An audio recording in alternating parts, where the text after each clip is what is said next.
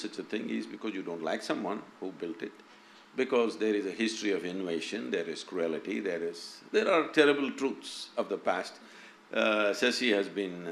I'm yet to read the book, I have the book, but I've heard him speak here and there about all the things that have been done during the British era, which is very cruel. Absolutely. But if we go to UK now, we don't hate those people. Yes, they have done this to us, we should never forget it. We should never forget it. This has been done to us because this should not be done to us once again. But it does not mean today's generation of English people, we have to hate them. Correct. No, that's not it. So the same goes… give us the Kohinoor back. That's the least you could have done. No, that is the… that same goes for Islamic invasions. They've done terrible things to us. But we don't have to forget it, we should not forget it. Also they stayed and became us, Sadhguru. Huh?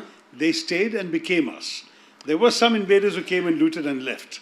But for many of the people, such as the emperor who built the Taj Mahal, they are us. They are part of our soil, assimilated into our culture. Say, I want you to know, if there was no World War II, British also would have stayed. So that doesn't mean that happened because of their love for you. No, but Sadhguru, they sent everything from here back to England, whereas these people, even whatever they looted, they spent here. There is a difference. That is because it's another time when there were no ships. Technical problem, isn't it? No, There were ships, there were ships. Transportation issues.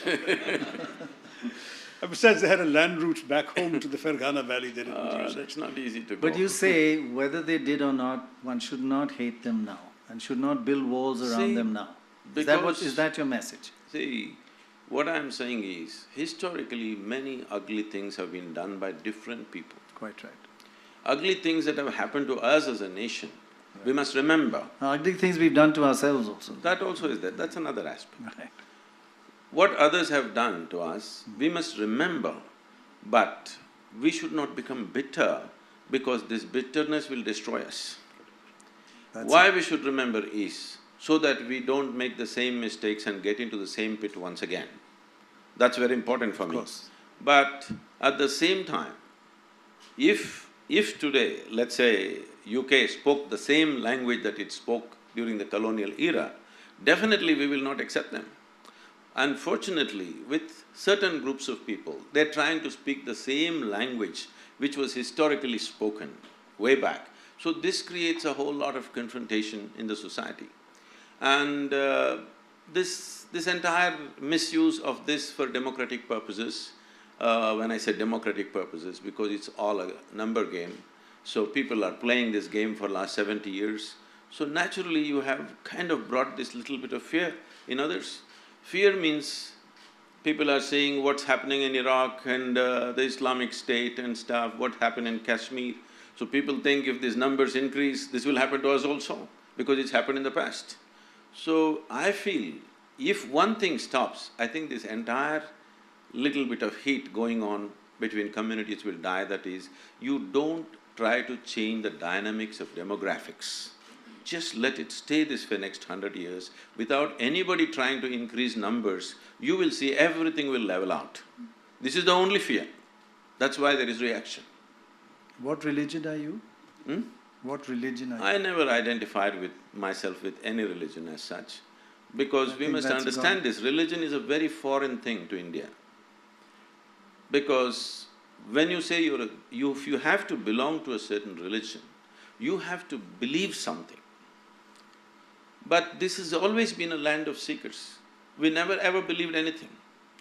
It doesn't matter, even when the so-called divine entities came, when Shiva came, his wife asked 1,000,000 questions. The Shiva Sutra is full of questioning. And if Krishna comes, this man, his disciple, supposed to be asked 1,000 questions. Whoever came, no entity, however divine they were considered to be, could give us a commandment, only debate he got. Because there was no such idea as the God in our minds ever. So there is no belief system, so how can you say there is a religion? Guru says, just a fear, it's a fear. So, I was intrigued to hear Sadhguru say that, because obviously some of the fear is stoked up. It is stoked, as you yourself said, partly for political purposes. No. Unfortunately, there is often a politics of polarization. that assumes that whipping up certain sentiments will gather certain votes for a particular community. There is a politics of identity that says, let's promote the interests of our caste alone, or our group alone, or our faith alone, at the expense of others. So I'm certainly not accepting the political process whatsoever from this. But at the same time, it is not right, it seems to me, to suggest that this is somehow natural. It is actually, no baby is born intolerant. Somebody's teaching that baby its attitudes, its beliefs, whom to like, whom to dislike. And in the same way, I think in our politics, we are allowing some of our leaders to tell us whom to dislike and why, for reasons that in fact are not part of our daily lives.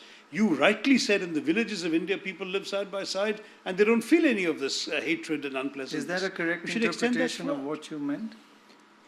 No, because Not. It's not. taking, you got it wrong again. see, I don't wish to take a political stance because I've never associated myself with any political ideology at any time, not today. So what I see is, what we are today, in many ways, we are products of history. We cannot completely eliminate it. The British history that you have extensively spoken about, written about, the thing about the British is they exploited you commercially. For them, you were just a resource. They had no other interest in you. They don't care which god you worship, whether you go to a temple or you don't go to a temple. Is it okay that they eat beef? Huh? I'm sorry? Is it okay that they eat beef? If you have a wrong choice of food, it's up to you. What's my problem? So anybody can eat beef, is their choice. Is that what you're saying? Of course. Okay, of course. No, what I'm saying is… That goes against what No, a I lot will of come. people feel. I'll come to that. We can look at that later. This aspect. But when it comes to these religious invasions that happened, whatever the thought behind that thought you must surrender. You see, if I do something horrible to you today, 10 days later if we meet, at least I must show some regret or remorse in what I have done. When I'm proud of what I have done to you, this is not going to settle, all right? This is what you're expecting. When people are very proud of what they have done to you in the past, now you want it to settle, it's not going to settle. It is just… I'm saying it'll just be an academic debate. It is not going to be a social reality. I'm not interested in any debate unless it's a solution for the problems that we are in. So what's the solution? The solution is… the important thing is, you can do whatever you want, but you have no business to tell me what I should do, all right? And vice versa. Everywhere. I'm saying for anybody. Yes, yes. Essentially, this is this. Because people believe certain things, because everything that you have to ever know in the universe is written in one book, people are insecure about that because we know what's written. The question is not whether everybody is like that or not. We're just afraid one day book will play upon us. So one thing that you have to do is, first thing, whatever the past cruelties that have been done, many things, it's not a simple process. Right. See, people have forgotten what has happened in this Delhi, what has happened in one afternoon. One afternoon, 20,000 people were killed in one of these days, three centuries ago. People have not forgotten these things because they know what will happen to them. And what has happened in Kashmir, people have not forgotten. Maybe people try to act like it didn't happen, but it has happened. So, Well, if the demographics don't change, you will see everything will settle down. The thing is, continuously people in a very strategic way trying to change the demographic dynamic. Now people are afraid because they know if the numbers increase, what will happen to them? So just don't do that one thing, you will see all problems will settle. Earlier, that you've traveled around India recently and throughout your life, even as a young man, when you were on a motorbike, people live with each other in complete peace and harmony and without fear, without thinking of the history and without thinking of numbers. Even now it is true. And Shashi says that… I'm telling you, even now it is true, except those communities which are kind of little ghettoed, except in those places. Everywhere else, even now it is true in this India. Just now, 30 days I've driven across the country. Right. Even now it is true. Every kind of people, every kind of community leaders came to me and spoke to me and I spoke to them, all this happens. See, we must understand one fundamental ethos of Indian psyche.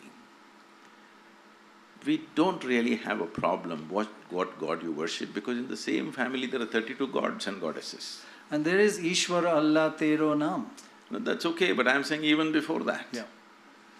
See, every other form of whatever… I'll tell you one thing, you take one picture of some pious-looking man, usually they must be bearded if it's a man, and take it and give it to I'm an glad old… you didn't use the word God man. I'll come to that God man, I think I should restructure that one. If you give this picture to an old lady in some village and say, this is a great sage, she will keep it in her puja room and worship without knowing who the hell he is. Do you understand? This is the only culture which does that. So do not destroy that by imposing something forceful, you have to believe this, otherwise you're not this or that. You don't have to believe anything to be in this country, okay? You don't have to believe anything to be a part of this culture, because everybody can do their own thing. That is, we know the technology of God-making. For every one of us, we made our own God. There's something called as Ishtadevata, that you can create your own god or goddess. That's true. If you like the tree, you can make the tree into your god. If you like a rock, you can make rock into your god. This is a phenomena. This is the most wonderful thing, because this is a dimension of life which should never be organized. Because the moment it's organized, it becomes something else. So this we realized from ancient times, and we made it in such a way it can never be organized. There is a desperate attempt to organize it, but it's not working anyway. You cannot organize it, because to organize something you need one particular belief system. There is no particular belief system in this country.